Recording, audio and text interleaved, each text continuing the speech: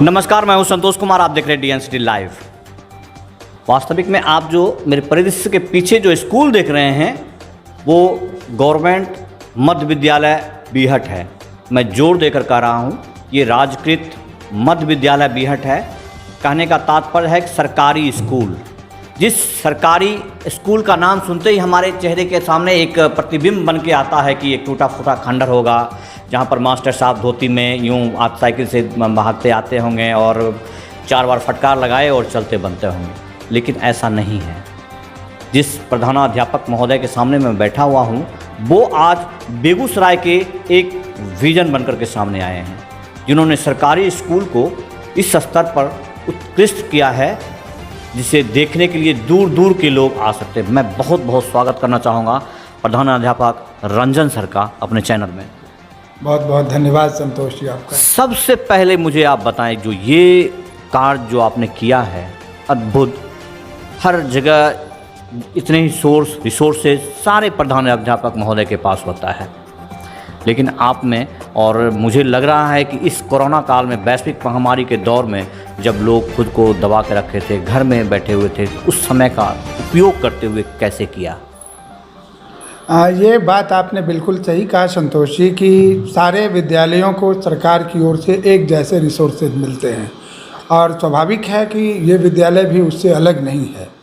लेकिन आप जो इतना सारा कुछ देख रहे हैं यहाँ पर होता हुआ, एक तो कोरोना का काल जो था वो हमारे बीच में एक अवसर की तरह हुआ कि हमारे विद्यालय के कैंपस में बच्चे नहीं हैं, तो इसके ट्रांसफॉर्मिंग में इंफ्रास्ट्रक्चर से रिलेटेड जो सारे काम हैं उसे मैं तेज़ी से निष्पादित कर सकूं। और चूँकि बच्चे कैंपस में नहीं हैं तो सारे कामों को करने में जो सारे लोग हैं उनको सहूलियत हो रही है। रही बात संसाधन की, तो सरकार की ओर से जो सारे संसाधन मिलते हैं, जिस रूप में मिलते हैं उसी रूप में इस विद्यालय को मिलते हैं। इसमें कुछ ज़्यादा इसको नहीं मिलता। और इसकी बात अगर मैं कहूँ सरकार की तरफ से दिए जाने वाले संसाधन की, तो आपको जानकर आश्चर्य होगा, हो सकता है दुख भी हो, कि 2 साल हो गए हैं पिछले वित्तीय वर्ष का कंपोजिट ग्रांट की राशि इस विद्यालय को 75,000 मिलनी थी, वो नहीं मिली। इस वर्ष भी 75,000 रुपये कंपोजिट ग्रांट की राशि मिलनी है, अभी तक नहीं मिली है। तो ये वो राशि होती है जिसमें आप पूरे साल विद्यालय के सारे विकास की और छोटे मोटे रख रखाव की गतिविधियों को आप चला सकते हैं। तो फिर ये सवाल उठता है कि तब फिर आप जब सरकार का संसाधन उस रूप में नहीं मिला हमारे पास, और उतना ही मिला जितना सब स्कूलों को मिलता है, तो इतना बेहतर सारा चीज़ कैसे हो रहा है? तो एज ए एडमिनिस्ट्रेटर स्कूल में हर कोई प्रधानाध्यापक इस बात के लिए मुख्यतः जिम्मेवार होते हैं कि जब संसाधन आपको नहीं है तो विद्यालय शिक्षा समिति के उपबंधों में उन्हें ये अधिकार दिया गया है कि आप उन्हें ये रिसोर्स जनरेट करते हुए देखें। विद्यालय शिक्षा समिति में ये उपबंध है कि आप स्थानीय समुदाय के साथ कोऑर्डिनेट करके ऐसे रिसोर्सेज को जनरेट करें।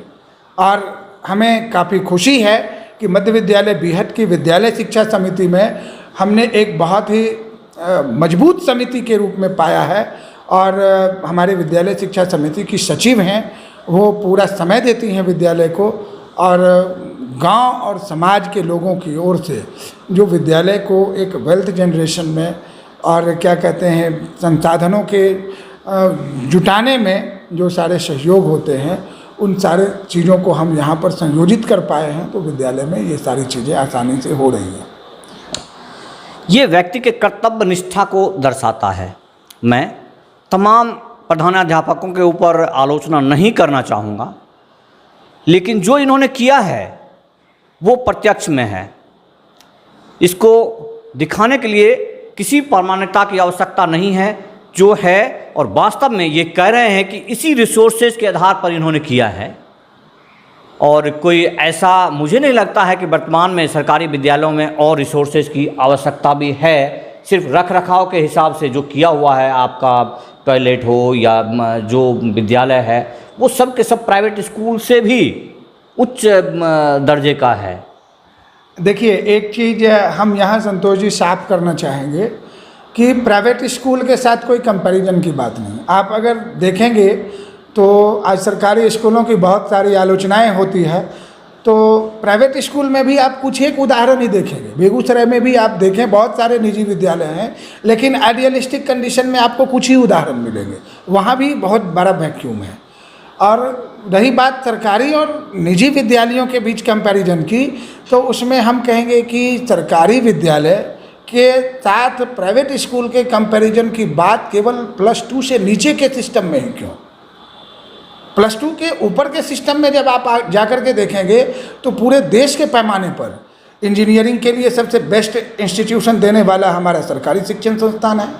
आप किसी भी IIT के पैरेलल बहुत सारे प्राइवेट इंजीनियरिंग कॉलेज हैं, लेकिन हमारे किसी IIT इंस्टीट्यूशन के आगे खड़े हो जाए तो, मेडिकल के इंस्टीट्यूशन में बहुत सारे मेडिकल कॉलेज हैं प्राइवेट, लेकिन हमारे एम्स के आगे, हमारे रिम्स के आगे, हमारे DMCH के आगे, हमारे PMCH के आगे वो खड़े हो जाएं तो ये एक परसेप्शन है, एक नैरेटिव के रूप में स्थापित किया गया है कि बाजार जो निजी विद्यालय के संचालन का जो एक बड़ा संगठित बाजार है, वो आम अभिभावकों के बीच में ये मिथक स्थापित कर रहे हैं कि हम ज़्यादा बेहतर हैं।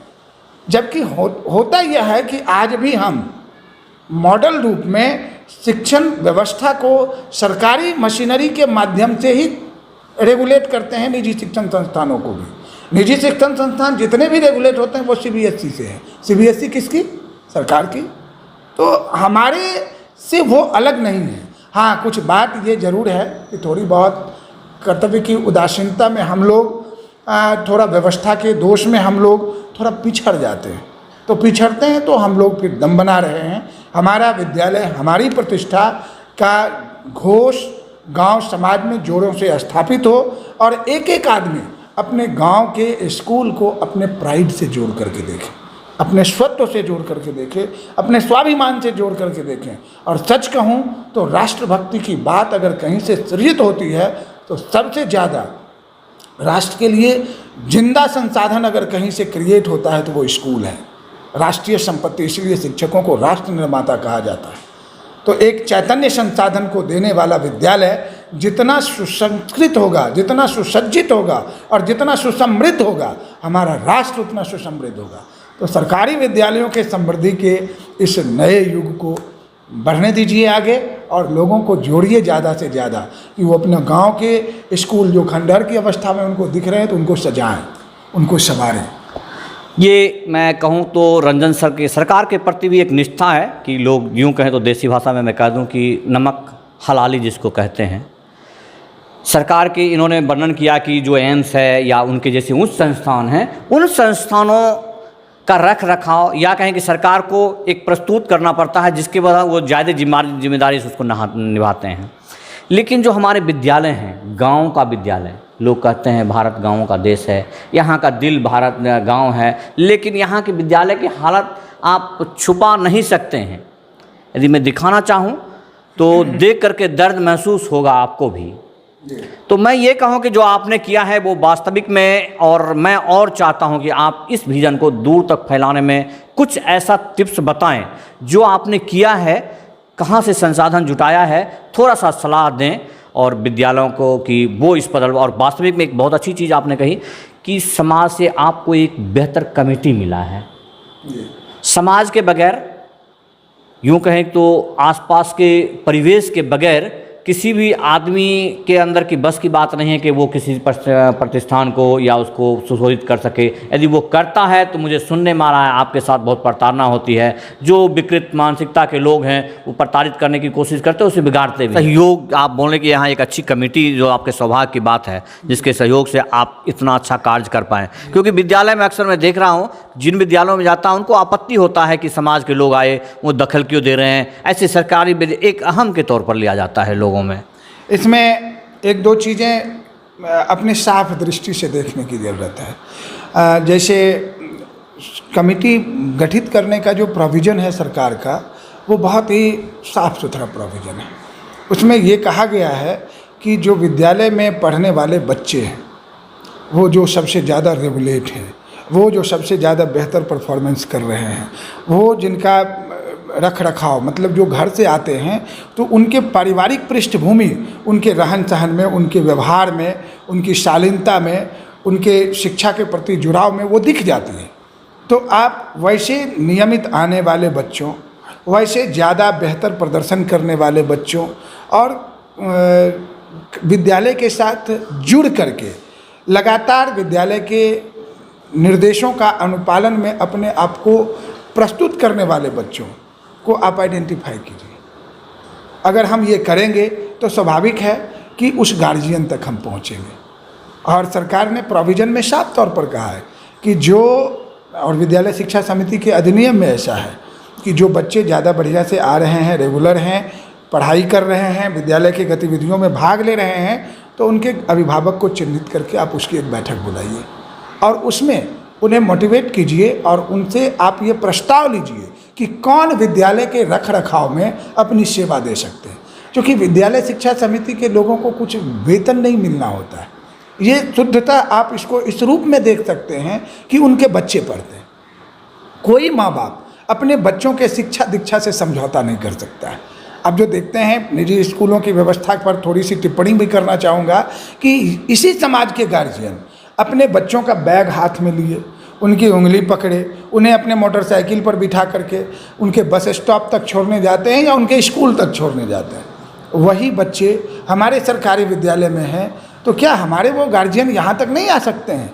स्कूलों के साथ उनका कम्युनिकेशन नहीं हो सकता है? हो सकता है, बट हम उनके मन में ये भरोसा पैदा करें कि हम आपके बच्चों के शैक्षिक बेहतरी के लिए दिन रात काम कर रहे हैं। आपका भी सपोर्ट और सहयोग चाहिए, क्योंकि सरकार के प्रोविज़न में ये दिया गया है कि आप जब तक विद्यालय के साथ नहीं जुड़िएगा तब तक ये चीज़ें नहीं हो पाएगी। थोड़ा सा ऐतिहासिक पृष्ठभूमि में आपको मैं ले जाना चाहूँगा कि आज से लगभग 40-50 साल पहले, 60 साल पहले, जब देश की आज़ादी के बाद विद्यालयी संरचना और शिक्षा व्यवस्था को समायोजित करने की बात चल रही थी, तो उस वक्त हमारे गांव समाज में स्वतंत्रता संग्राम में भाग लेने वाले लोग इस बात को बहुत शिद्दत से समझते थे कि हमारे गांव की शिक्षा व्यवस्था अगर अच्छी होगी तभी देश और उसकी व्यवस्था को संभालने वाले अच्छे लोग निकल सकते हैं। तो गांव और समाज ने मिल करके अपना विद्यालय बनाया था और गांव और समाज के लोग ही अपने श्रमदान से, अपने अंशदान से और अपने अर्थदान से, आप घटना में सुनते हैं मदन मोहन मालवीय जैसे लोग उठते हैं और BHU जैसे यूनिवर्सिटी की स्थापना कर देते हैं। तो चूंकि वो बड़ा विश्वविद्यालय बनाए तो पूरे दुनिया में इसकी चर्चा होती है। लेकिन जब छोटे छोटे पैमाने पर कस्बों में, जब गांव में स्कूल बन रहे थे, तो ऐसे लोग थे, तभी तो स्कूल बन रहे थे। तो वो गाँव की कमेटियाँ चला रही थी और वो बहुत अच्छे और आइडियलिस्टिक कंडीशन में स्कूल चल रहे थे। उसके जोड़ में अभी भी बातें आती है तो कहा जाता है कि शिक्षा की बात, वो जमाना और था जब गांव इतना सुंदर से स्कूल चलाया करता था। और जब सरकारीकरण हो गया, सरकारें स्कूल को और ज़्यादा संसाधन देने लगी, तो एक वैक्यूम बना। लोगों ने ये समझा कि अब स्कूल सरकार की जिम्मेदारी है। समुदाय कट गया स्कूल से समुदाय कट गया, तो जो लोग कर्तव्य से चोरी करने वाले लोग थे उनको अवसर मिल गया तो फिर स्कूल बिगड़ने लगा। तो रिसर्च करने वाली टीम जो है शिक्षाविदों की और भी बहुत सारे लोगों की, उनकी समझ में ये बात आई कि स्कूल अगर समुदाय से कटता है तो वो बेहतर नहीं होता है। तो फिर विद्यालय शिक्षा समिति की अवधारणा आई।